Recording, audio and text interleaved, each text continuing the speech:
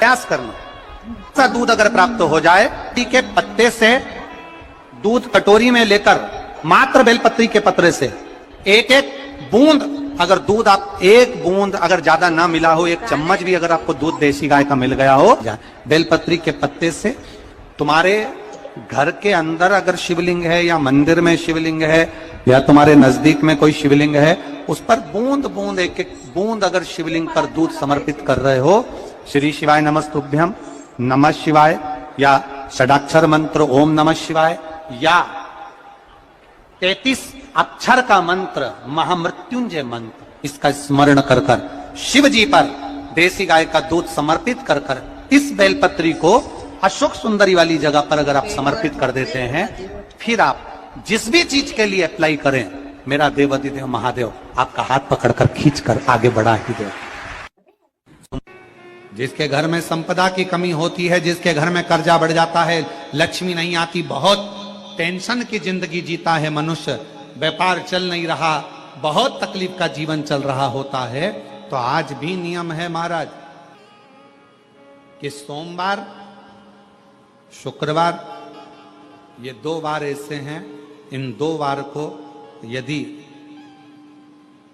कटोरी में थोड़ा सा शहद रखकर, मधु रखकर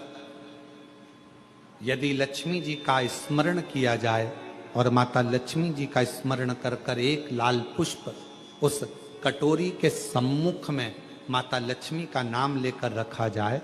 और बाद में वही शहद, वही मधु और वही पुष्प सोमवार का दिन और शुक्रवार के दिन लक्ष्मी का पूजन कर कर, स्मरण कर कर, दूसरे दिन शुक्रवार के दिन पूजन करें, शनिवार के दिन उस मधु का, उस पुष्प का विसर्जन करें, सोमवार के दिन पूजन करें लक्ष्मी जी का स्मरण कर कर, और मंगलवार के दिन अगर विसर्जन करें, 5 या 7 सोमवार या शुक्रवार को यदि आप मधु का भोग लक्ष्मी जी को लगाना प्रारंभ कर दें, शिव का नाम स्मरण कर कर, तो उसके घर में कभी संपदा की कमी नहीं होती, लक्ष्मी उस संपदा को बढ़ाओगे। 5 सोमवार पूर्ण होंगे, अगर करो तुम्हारा दुख है वो समाप्त जरूर। अगर कष्ट का जीवन चल रहा हो, तकलीफ की जिंदगी चल रही हो, या तो 5 सोमवार या 7 सोमवार हाथ में दुर्वा, मान लो ये तुमने दुर्वा ले ली, हाथ में दुर्वा, एक बेलपत्र, और उसी हाथ में अपने घर का भरा हुआ 1 लोटा जल, पहले रखना है दुर्वा, फिर रखना है बेलपत्र, उसके बाद में हाथ में 1 लोटा जल, और दोनों हाथों का स्पर्श करते हुए जो अपना पूजन का कक्ष होता है घर के अंदर का, उस पूजन कक्ष की साक्षी में अपने कुल देवता, पितृ देवता और अन्य देवताओं का स्मरण करते हुए, बाबा बहुत दुखी हूँ, बहुत तकलीफ में हूँ, बहुत कष्ट में हूँ, बाबा को अपने मन का भाव करते हुए, हृदय से प्रार्थना करते हुए अपने घर के मंदिर से निकल कर फिर उस जल को लेकर शिवालय तक जाओ और दक्षिण की ओर खड़े होकर उत्तर की ओर मुख कर कर जल समर्पित करो। बेलपत्र और दुर्वा दोनों को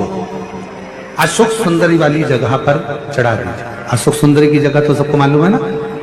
चढ़ा हुआ थोड़ा सा जल लेकर आओ, घर के दरवाजे पर उसका छींटा दे दो, लेपन कर दो, और बाबा से 5 सोमवार नियम से आप दुर्वा, बेलपत्र और जल का प्रयोग अगर करोगे, 5 सोमवार पूर्ण होंगे, जो तुम्हारा दुख है वो समाप्त जरूर होगा, शिव करना जरूर। सोमवार के दिन भगवान शंकर को अगर जल चढ़ाया जाता है तो हमारे घर में शीतलता का अनुभव होता है। अंतर्गत पहुंची और एक प्रकाश नजर आ रहा है, स्वप्न में ऐसा लगा कि मंदिर में गई और एकदम उजाला दिखा, समझ लेना कि तुम्हारा दुख कोई बड़ा था, मेरा शंकर स्वप्न में आकर याद कर कर तुम्हें काट कर जा। हार चुके हम जिंदगी से, वो कटी ही नहीं रहा। थोड़ा ठीक होता फिर दुख आता, फिर ठीक होता फिर दुख आता।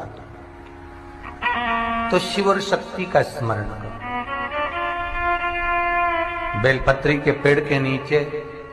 जब भी घी का दिया लगाने जाओ तो 2 बाती एक ही दिए के अंदर एक चावल का दाना उसमें डालकर अपनी कामना कर कर फिर जलाओ। 3 या 4 सोमवार करके देख लो क्या जा। मान लो कोई ऐसा दुख आ ही गया कि वो कटने का नाम ही नहीं ले रहा।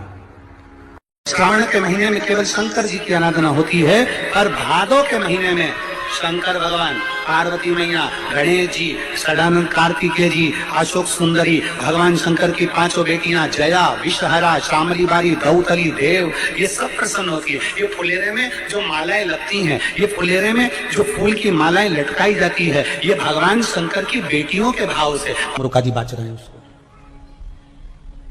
जिन तुमरुका जी का घोड़े का मुंह है, शरीर सुंदर है, मनुष्य का है,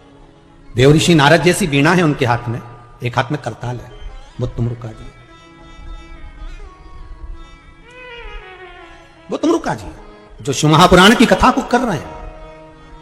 बाच रहे हैं, सुना रहे हैं। अब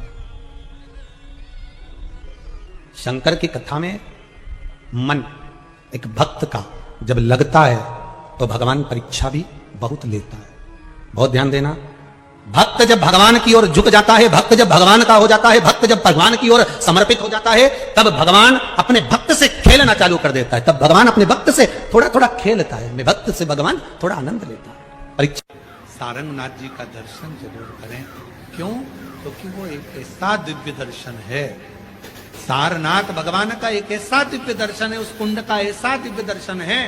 जहां पहुंचकर हम जो कामना लेकर, अगर कितना भी जीवन में ऋण पड़ा हो, कितना भी कर्जा पड़ा हो, कितना भी दुख पड़ा हो, कितनी भी तकलीफ पड़ी हो, अगर काशी में सारनाथ भगवान का दर्शन यदि कर लेते हैं तो हमारी जिंदगी के सारे दुख धीरे धीरे धीरे धीरे, हमारा कर्जा धीरे धीरे छूट जाता है, समाप्त हो। सारनाथ भगवान का इतना महत्व लिंग पुराण में भी है, शिव महापुराण में भी है, नर्मदा पुराण में भी है।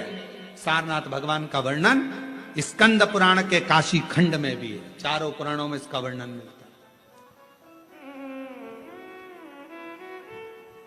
और यदि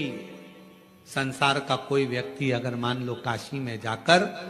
सारनाथ भगवान का दर्शन ना कर पावे और उसकी जिंदगी में बहुत कर्जा है, इतना भी धन नहीं है कि काशी जाकर सारनाथ भगवान का दर्शन करे, तो शिव महापुराण की कथा कहती है अगर बन सके तो 5 बेलपत्र, 5 दुर्वा, 5 कनेर का पुष्प, 5 काली तिल हाथ में रखकर सारनाथ भगवान का स्मरण कर कर भगवान शंकर के मंदिर में शिवलिंग पर समर्पित करे,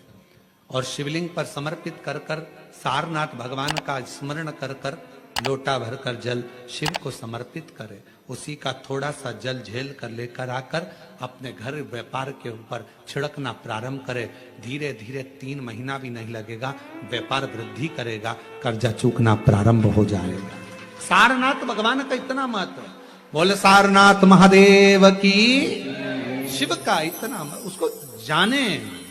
उसको पहचान। शिव महापुराण में 2 शब्द दिए हैं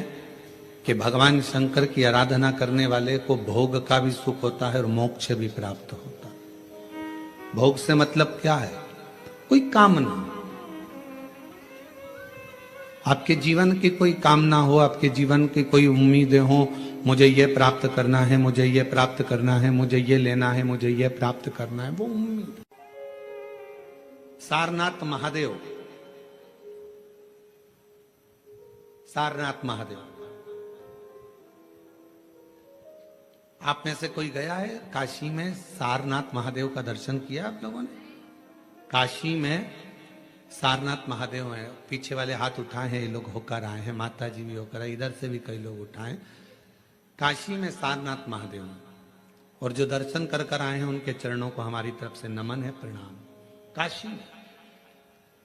काशी में जितने भी शिव भक्त कावड़ चढ़ाने के लिए काशी में विश्वनाथ जी के यहां जाते हैं, वो सारनाथ जरूर जाते हैं।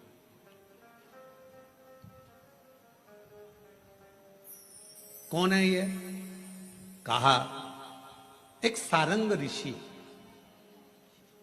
काशी के नजदीक में रहते थे, भ्रमण किया करते थे, काशी के आसपास का घुमा करते थे। एक दिन सारंग ऋषि के मन में भगवान विश्वनाथ जी को दर्शन करने का भाव प्रकट हो गया।